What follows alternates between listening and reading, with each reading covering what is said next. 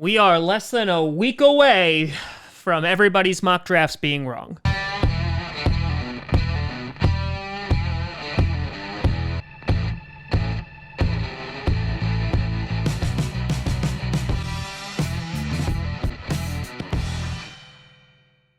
Grossi Posse Packer Nation.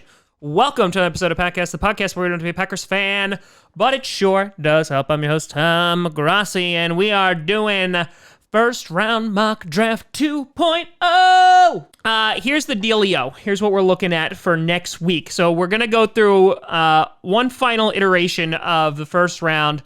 I mixed some players around here. This is without trades. I'm going to be doing like a balls to the wall, like with crazy trades, the day of the draft next week. I'll put that out early on Thursday. And then next week we'll be looking at is some of the top linebackers that you'll see in day 2, and maybe some offensive or defensive tackles as well. Also the top 5 people I think the Packers will definitely go for, who most likely is going to be there for the Packers to pick at number 30 if they decide to do so. But before we get to that, I got to do some shout-outs, because lots of peeps be showing their love over at patreon.com/TomGrossiComedy. And I got to say, while it is always appreciated, it's kind of a little bit more appreciated now, considering all the craziness that's going on.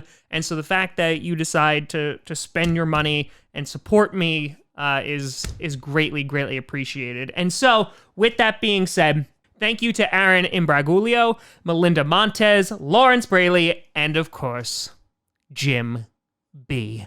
A big thank you to the 4 of you, and thank you to all of you over at patreon.com/TomGrossiComedy. I also want to do a special shout out to Yankee and Kraut, who is a brewery in Germany, who was able to get me some samples of their beer, which was delicious. So a big shout out to you guys. That was really awesome. So again, thank you to everybody. Really, really appreciate it. So that being said, I would say that this mock draft isn't as sexy. There's one big change that I had that I could see happening actually on draft day. But let's just get into it. I should just stop talking. Number 1, we got the Bengals. Nothing crazy here. We're going with Joe Burrow. Again, there's no reason for the Bengals to trade out of this position. Joe Burrow is their franchise QB, much to most likely his chagrin. Joe Burrow was above and beyond the best QB this year. And the Bengals would literally just have to accidentally submit the wrong name for them not to get Joe Burrow. Which, now that I think about it, I should probably redo this whole mock draft, because that's pretty likely. Then at number 2, you got the Washington Redskins, and I have them sticking with Chase Young, the edge from Ohio State. Again, I think he's the best guy on the board, and he is a game changer. The Redskins could potentially go with a quarterback here, but, I think Dwayne Haskins, he showed some potential. He also had, no team around him. So I think give him another year and potentially build around him during this draft, and they'll be just fine. Then at number 3, I got the Lions taking Isaiah Simmons, the linebacker from Clemson. I originally had them going cornerback here, but the more I think about it, obviously they already picked up a corner after losing Slay.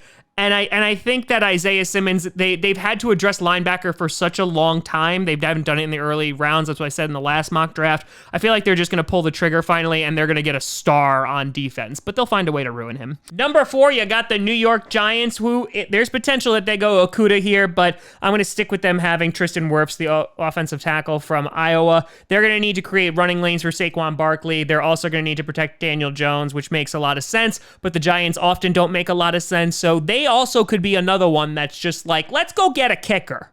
Then number 5, you got the Miami Dolphins with Tua Tagovailoa. Is that how you say it now? All right. I thought I said it right the last time. People were like, Tom, there's a tongue in there. Well, you know what? You know who I'm talking about. That guy. There's been some talks about them going for Herbert, but I feel like Tua has been projected to go to Miami for so long. I feel like they're just going to pull the trigger on him. They're going to get their franchise QB, and all will be well in the world until they find some way to ruin him because they don't have an offensive line. Then number 6, you got the LA Chargers. Here you go. I have them going Jeffrey Okudah, the cornerback from Ohio State, and not going QB here. Now, here's why. 1, I still think they can get a QB in the second round. I still think that there's people like Jordan Love who might be around in the early second. They also could trade back up into the late first round to go and get Jordan Love. Obviously, they're talking about rolling with Tyrod Taylor, which nobody believes. And there's a very good chance that the people are talking about them trading up. But for me, I was looking at this. If they wanted to trade up with the Lions, because that's been like the most common draft that's been mocked, the Chargers would have to give up a first, a second, and most likely a fourth. There goes their draft capital. Now, obviously, if they think that he's their franchise QB, they could go and they could even trade up and get someone like Tua. But for me, I think that they're gonna go and build that defense out even more. Obviously, you have Derwin James in the secondary. You put Okudah back there, then that secondary is incredibly scary. And they got burnt 2 years ago, real bad by the Patriots in the playoffs. They're gonna be looking to get back into playoff contention. They obviously do need a quarterback. They have a bunch of holes on this team at this point, but I think they can get their QB later. Then number 7, I got the Carolina Panthers going with Derek Brown, the defensive tackle from Auburn, who is absolutely a stud. I think it's going to be the process of rebuilding that defense, and I think that they get a great pick here. Then number 8, the Cardinals. I'm going to stick with my former pick here, and they go Mekhi Becton, the offensive tackle for Louisville. They need to protect Kyler Murray and make sure he doesn't get murdered behind that offensive line. The offensive line played better this past season because Murray wasn't dead, but I think just to build it up a little bit more, they're going to need to go offensive tackle here in the top 10. Then number 9, the Jacksonville Jaguars. They have a couple options here, but I think they're going to go with C.J. Henderson, the cornerback from Florida, just because it's easy. He's right down the block. You might as well go get him. But honestly, they need a cornerback. That's one of their biggest needs on the team, and they have multiple picks within the first round. I think the first one they'll do is cornerback. Then number 10, the Browns. Who knows what the hell they're going to do, but as I said before, staying with the same pick here, they're going to go with Andrew Thomas, the offensive tackle from Georgia. They need to make sure that Baker Mayfield is the future and he stays alive. I don't know if he is. And I mean, listen, if Herbert falls this far, I wouldn't put it past the Browns to pull the trigger on him just because they're the Browns or someone trade up with them. But I feel like they'll go offensive tackle here. But again, they also might decide to go to speedy wide receiver, even though they said the OBJ rumors weren't true. But at this point, who knows? Then at number 11, you got the New York Jets. I feel like they'll just go with CeeDee Lamb, the wide receiver from Oklahoma, arguably the best wide receiver in the draft, and also a phenomenal target for Sam Darnold, who for me has a ton of potential, and it just gives him another weapon who they are seriously lacking because they really don't have any weapons on that team. But CeeDee Lamb will be a nice addition. Then number 12, you got the Las Vegas Raiders. Almost said Oakland. They're going with Jerry Jeudy, the wide receiver from Alabama. Again, arguably the top wide receiver. If this is just going to be wide receiver after wide receiver. You need Derek Carr, someone to throw the ball to. I almost pulled the trigger in the Raiders picking up Justin Herbert, but I didn't. Because obviously, there was all those rumors that they were going to trade up and get Kyler Murray, and that didn't pan out. I wouldn't be surprised, but I went back. I mean, Derek Carr played pretty damn well. He had almost 70% completion rating, and also was pretty damn good last year. So I think those narratives are a little overblown. So I said they'll just go wide receiver here. Number 13, you have the 49ers, who might not go receiver here, but in this scenario, I do. They'll just go with Henry Ruggs III, the speedy guy out of Alabama. And again, nice.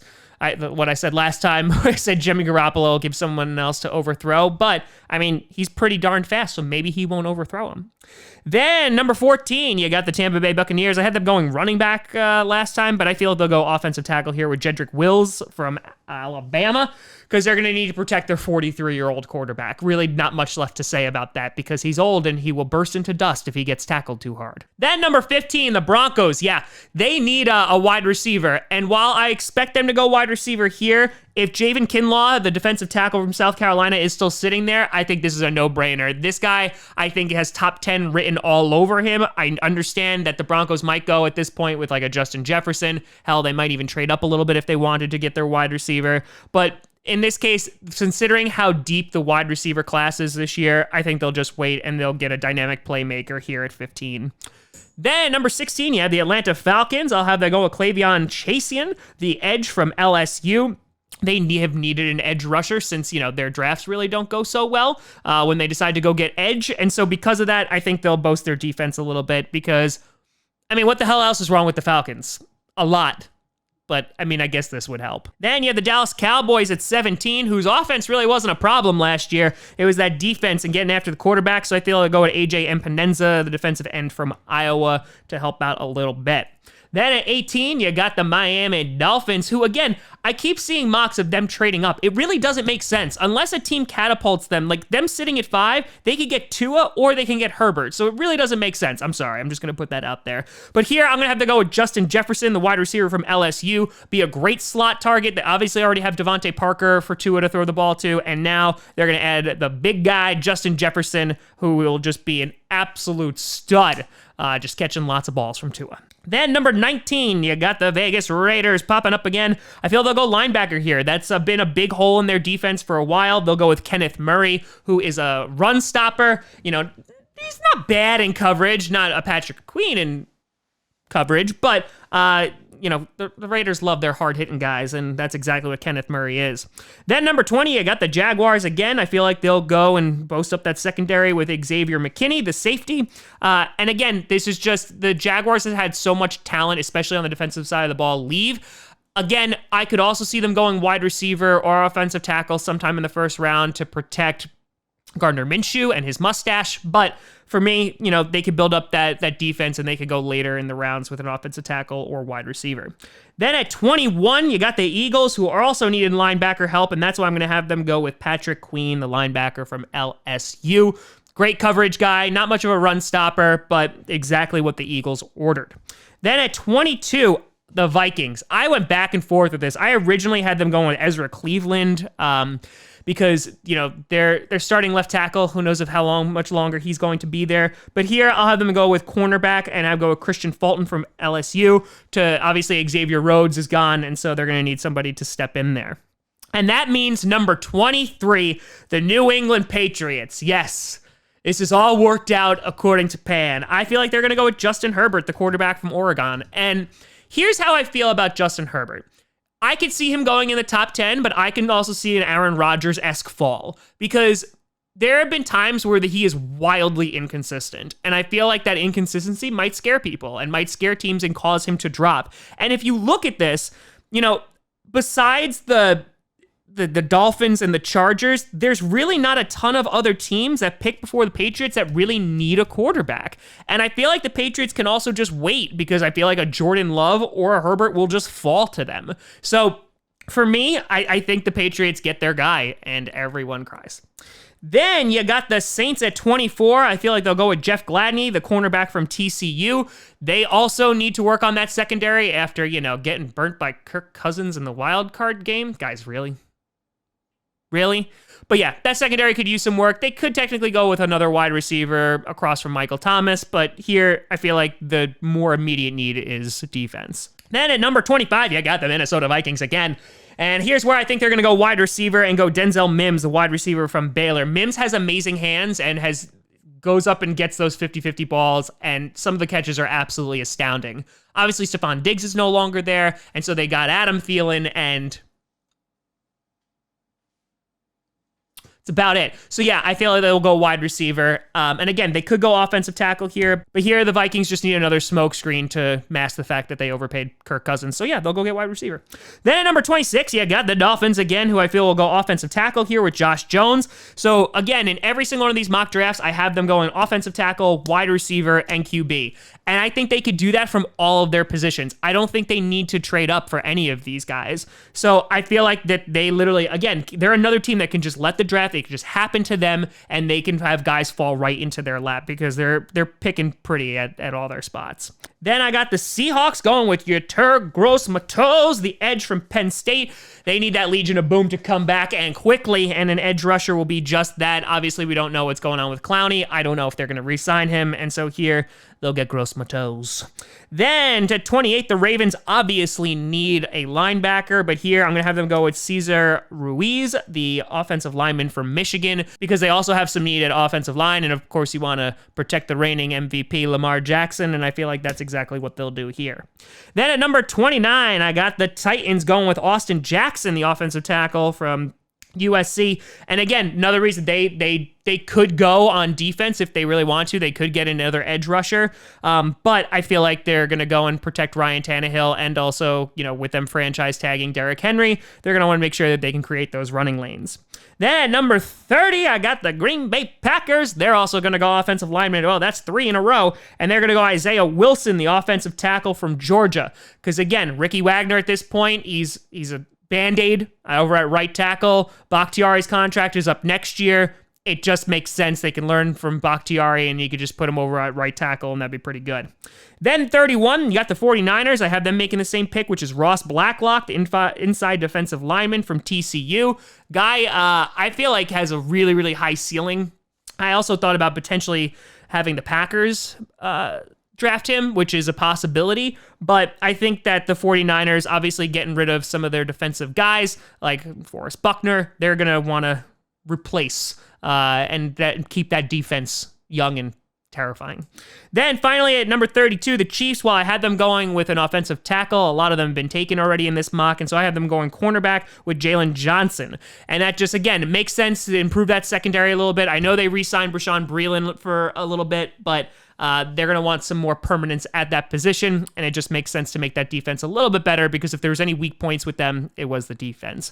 But let me know what you think about this mock down in the comments below. Are you like, Tom, there's no way that Justin Herbert's fallen that far, but it happened to Aaron Rodgers. Not comparing the two, but again, you have a bunch of teams who don't need a QB. There's some that could pull the trigger on. I mean, hey, the Bucs could. The Buccaneers technically could. If they're like, hey, we could get Herbert and we could have him sit behind Tom Brady for a few years, that might work out. It just, in this mock, he just fell. Let me know what you think. You can always find me at TomGrossiComedy.com or at TomGrossiComedy, all social media, see down below. Check out Packast on SoundCloud, iTunes, Google Play Music, Spotify, and of course, YouTube. And a big shout out and thank you to all the Patreon members or at patreon.com/TomGrossiComedy. But thank you so much for watching. I'm Tom Grossi. And as always, go Pack Go.